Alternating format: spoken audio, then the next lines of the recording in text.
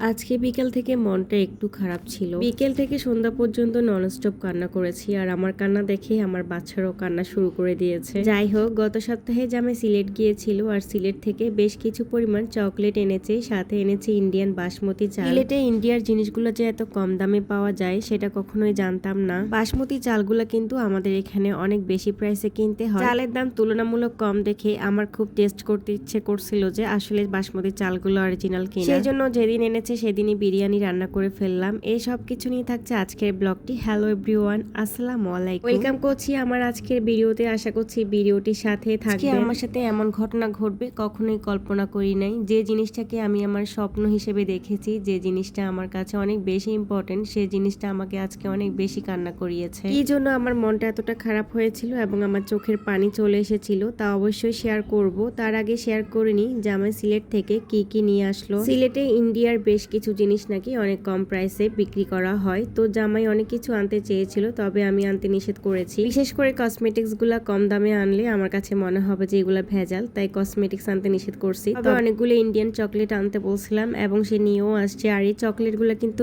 অনেক বেশি টেস্ট ছিল। এত সবগুলো চকলেট মাত্র 1000 দামে নিয়ে আসছে, ভাবা যায়। এগুলো এক বক্স চকলেট কিন্তু আমাদের এখানে সুপার শপে 1000 টাকা সেল করা হয়। আর কোহিনুর বাসমতি চালটা মাত্র 120 টাকা দিয়ে কিনছে 1 কেজি। তো জাস্ট শুনে অবাক হয়ে গিয়েছি। এই চালগুলো কিন্তু চট্টগ্রামে 600 টাকা করে সেল করা হয়, 600, 500, 400 এই টাইপসের সেল করা হয়, আর এখানে মাত্র 150, 120 এভাবে। যাই হোক, ছোট্ট একটা রিকোয়েস্ট করে নিই, যারা ভিডিওটি দেখা শুরু করেছেন কিন্তু একটা লাইক দিতে ভুলে গিয়েছেন, প্লিজ একটু কষ্ট করে লাইকটা দিয়ে দেন। আপনাদের ছোট্ট লাইকটি কিন্তু আমার ভিডিওগুলা শেয়ারের কাজ করবে। ভিডিও দেখতে দেখতে ভিডিওর কোন অংশ যদি ভালো লেগে যায় তাহলে কিন্তু আমার চ্যানেলটি সাবস্ক্রাইব করে আমার চ্যানেলের পাশে থাকতে পারেন সব সময়ের জন্য। এদিকে আমার মেয়ে ভীষণ এক্সাইটেড, চকলেট কোনটা আগে খাবে, কোনটা রাখবে, কিভাবে রাখবে, একটার পর একটা গুছাচ্ছে, একবার এভাবে একবার ওভাবে।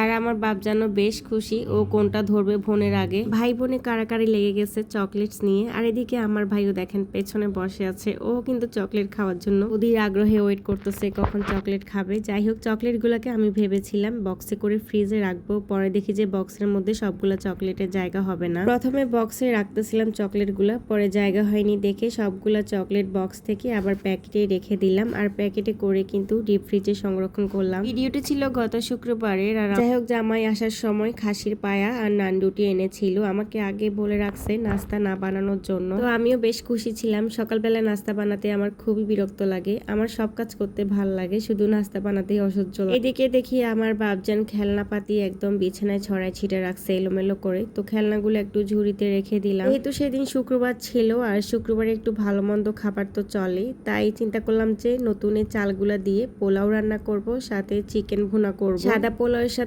ঝাল ঝাল চিকেন খেতে কিন্তু দারুণ লাগে আমার। চিকেনটা আমি হাতে মেখে রান্না করতেছি, এটা হচ্ছে পাকিস্তানি সোনালী মুরগিটা, আর এটা হাতে মেখে রান্না করলে আমার ভালো লাগে। যেদিন বাসায় পোলাও বিরিয়ানি রান্না করি সেদিন রাতের বেলা কিন্তু আমি একদম সিম্পল খাবার রাখি অপর চুলায়, এজন্য আমি ডাল বসিয়ে দিয়েছি, কারণ রাতের বেলা ডাল আর আলু ভর্তা খাবো, আর এটা আমার সব থেকে পছন্দের খাবার, এটার সাথে কোনো কিছুরই কম্প্রোমাইজ করা যায় না। এদিকে কথা বলতে বলতে মুরগির মাংসটা কিন্তু রান্না হয়ে গেছে, তো রান্নাটা পুরোপুরি শেয়ার করি নাই, আমি অল্প অল্প করে শেয়ার করছি আপনাদের সাথে। কালারটা কিন্তু খুব সুন্দর আসছে, খেতেও বেশ ভালো হয়েছিল। তো বলি এবার কেন আমি এতটা কান্না করছি, এতটা কষ্ট পেয়েছিলাম সেই ঘটনাটা। এটা শুনলে হয়তো আপনাদের কাছে অনেক সিলি মনে হবে, তবে আমার কাছে কিন্তু ব্যাপারটা অনেক বেশি ইমোশনাল এবং এটা আমার অনেক সেন্সিটিভ একটা জায়গা বলা যায়। আমি কিন্তু খুবই ফিল করি এই জায়গাটা। গত 1.5 বছর ধরে আমার ফেসবুক পেজে আমি কাজ করতেছি এবং আলহামদুলিল্লাহ আমার মনিটাইজেশনও আছে। যখন গত বছর রিলস সেট আপ ছিল, আমি মাত্র 4 মাস ফেসবুকে কাজ করছি আর রিলস সেট আপ পাইছি। আর আমার পেজটা আমার মানে সন্তানের মতো বলতে গেলে,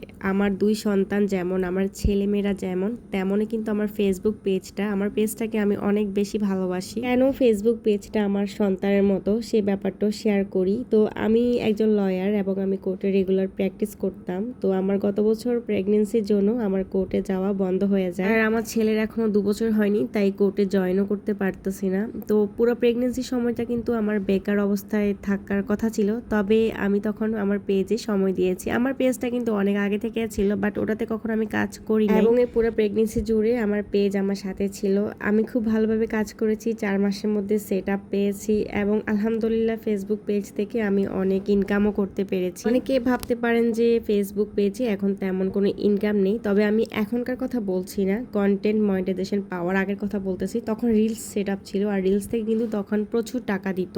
তো সবকিছু মিলিয়ে পেজটা কিন্তু আমার আর্নিং সোর্সও বটে, তবে গত কয়েক মাস কিন্তু আর্নিং একদমই হচ্ছে না। যাই হোক, সেটা কোনো ব্যাপার না, ব্যাপার হচ্ছে পেজটাকে আমি অনেক বেশি ভালোবাসি এবং অনেক বেশি মায়া কাজ করে আমার এই পেজের জন্য। এদিকে খেয়াল করেছেন, কথা বলতে বলতে আমার পোলাও রান্নাটাও কিন্তু অর্ধেক পরিমাণ হয়ে গেছে। এখন 1 চামচ গুঁড়ো দুধ আর 1 চামচ চিনি দিয়ে দিচ্ছি। গুঁড়ো দুধ আর চিনি দিলে পোলাওয়ের টেস্ট কিন্তু আরো বেশি গুণ বেড়ে যায়। যাই হোক, আজকে বিকালবেলায় ঘুম থেকে উঠে দেখি যে আমার অ্যাকাউন্ট ফেসবুক থেকে সাসপেন্ড করা হয়েছে, এবং আমাকে ওরা একটা মেল পাঠিয়ে বললো যে আমার অ্যাকাউন্ট সাসপেন্ডেড, আমি আর ফেসবুক ব্যবহার করতে পারবো না, আমি আর আমার অ্যাকাউন্টটা ইউজ করতে পারবো না। আমি ভাবছিলাম যে এটা আসলে হয়তো বা মাঝে মধ্যে মোবাইলের প্রবলেমের জন্য হয়, সেশন এক্সপায়ার্ড হয় বা লগ ইন লগ আউট হয়ে যায়, তো ওরকম কিছু না। পরে দেখি যে সত্যি সত্যি ওরা আমাকে ফেসবুক থেকে মেল করছে। আমি ঠিক বুঝলাম না অ্যাকচুয়ালি কোন কারণের জন্য আমার অ্যাকাউন্ট ওরা সাসপেন্ড করলো, আমি বুঝতে পারলাম না। আমি মানে আমার চোখ দিয়ে শুধু পানি আসতেছে। তো আমি আমার হাজবেন্ডকে কল দিলাম সাথে সাথে, তো সে বলে যে সে আসলে চেক করবে মোবাইল, ও অফিসে ছিল।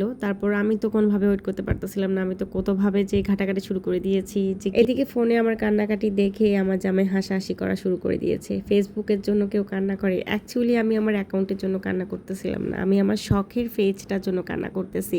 শখের পেজটা যেহেতু আমার ইনকামিং সোর্সও বটে, তো আমার তো কষ্ট লাগবে, এটাই স্বাভাবিক। এদিকে দেখতে পাচ্ছেন পোলাও গুলা কিন্তু খুব ঝরঝরে হয়েছে, খুব সুন্দর হয়েছে, তবে চালে অত বেশি স্মেল ছিল না। তো যাই হোক, বিকালবেলা নুডলস রান্না করতেছিলাম। ফেসবুকের কথা মতে ওদের কাছে আমি আপিল করি, এবং আপিল করার পরে ওরা আমাকে বলে যে ওরা 1 ঘন্টা টাইম নিয়েছে আমার থেকে, 1 ঘন্টার মধ্যে ওরা সব ইনফরমেশন চেক করবে, এবং ওরা যদি এটা অরিজিনাল পায় তাহলে আমার অ্যাকাউন্ট আমাকে ফিরিয়ে দিবে, আর অরিজিনাল না পেলে আমার অ্যাকাউন্ট সারা জীবনের জন্য সাসপেন্ড করে দিবে, ডিসেবল করে দিবে। হোক, আমিও 1 ঘন্টা ওয়েট করতেছিলাম, বাট 1 ঘন্টায় কোনো ফলাফল পাইনি। পরবর্তীতে 1.5 ঘন্টা নাকি 2 ঘন্টা সময় আমি যখন আমার ফেসবুকে ঢোকা ট্রাই করি, তখন দেখি যে আমার অ্যাকাউন্ট ঠিক হয়ে গেছে। বিশ্বাস করেন ভাই, আমি যেন আকাশে চাঁদ ফিরে পাইছি। মানে আমি আজকে আবার বুঝতে পারছি যে অ্যাকচুয়ালি এটা আমার মানে কি যে জিনিস, ফেসবুক পেজটা আমার যে কত বড় শখের জিনিস।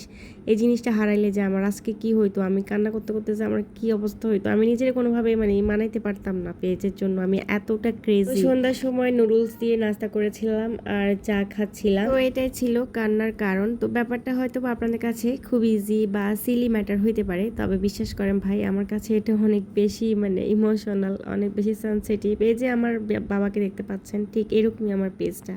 আমার পেজটা আমার খুবই আপন, আমার খুব ক্লোজ, আমার সন্তানের মতো এক কথা। আমার আব্বাজানের জন্য দোয়া করবেন, আর সবাই ভালো থাকবেন, সুস্থ থাকবেন। আজকের মতো বিদায় নিচ্ছি, দেখা হবে নেক্সট ভিডিওতে। আল্লাহ হাফেজ।